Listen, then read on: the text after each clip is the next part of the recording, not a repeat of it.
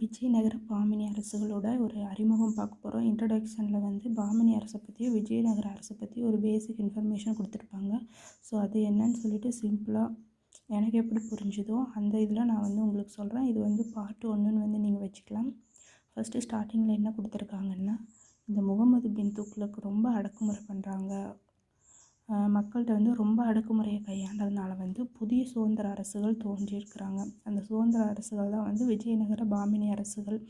அந்த விஜயநகர பாமினி இந்தியாவோட தெற்கு பகுதியில் வந்து விஜயநகர பாமினி அரசுகள் வந்து தோன்றுறாங்க. இந்தியாவோட விஜயநகரமும் பாமினி அரசுகளும் வந்து இந்தியாவோட தென்பகுதியில் வந்து தோன்றுறாங்க. இந்த பாமினி அரசை வந்து நம்ம குல்பர்கா அப்படின்னு சொல்லி அழைக்கலாம். இதுக்கு வந்து 2 பேர் இருக்குது. பாமினி அரசு வந்து எங்கெங்கே பரவி இருந்துச்சுன்னு பார்த்தீங்கன்னா, மகாராஷ்டிரா மாநிலம் முழுவதும் பாமினி அரசு இருந்தது. அதுவும் இல்லாமல் வந்து கர்நாடகத்தில் சில பகுதியிலேயே வந்து இந்த பாமினி அரசு வந்து பரவி இருந்தது. இது வந்து 18 முடியரசர்களால் வந்து பாமினி அரசு ஆளப்பட்டது. 18 முடியரசர்கள் எத்தனை ஆண்டுகள்னு பார்த்தீங்கன்னா 180 ஆண்டுகள். இதை ஈஸியாக ஞாபகம் வச்சுக்கலாம். 18 180 ஒரு 0 ஆட் பண்ண அவ்வளோதான். 18 முடியரசர்களால் 180 ஆண்டுகள் ஆளப்பட்டது. நெக்ஸ்ட் இந்த பாமினி அரசு வந்து 16வது நூற்றாண்டில் சரிஞ்சு,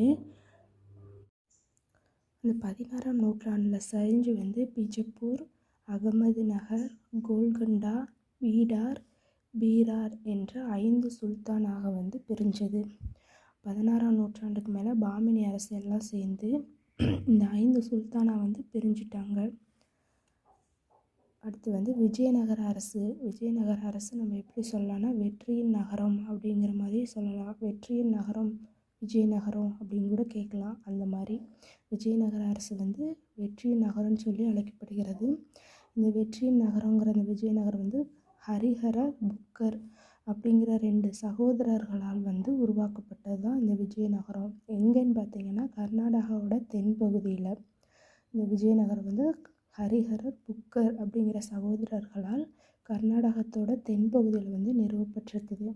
இந்த அரசு வந்து 200 ஆண்டுகள் வந்து ஆட்சி செஞ்சுருக்கு விஜயநகர அரசு.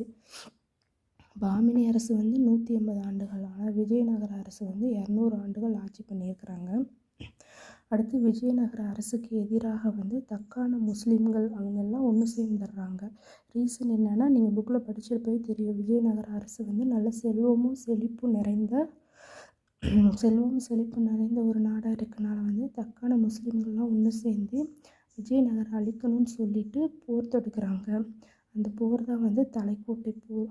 அது எப்போ நடந்துச்சுன்னா 1565 தான் தலைக்கோட்டை போர் நடந்துச்சு. இந்த தலைக்கோட்டை போர் யாருக்கும்னா தக்கான முஸ்லீம்களுக்கும் விஜயநகர அரசுக்கும் 2 பேர்த்துக்கும் நடந்தது தான் தலைக்கோட்டை போர். எப்போன்னா 1565. இந்த போரில் வந்து விஜயநகரம் வந்து தோற்று போயிடுறாங்க.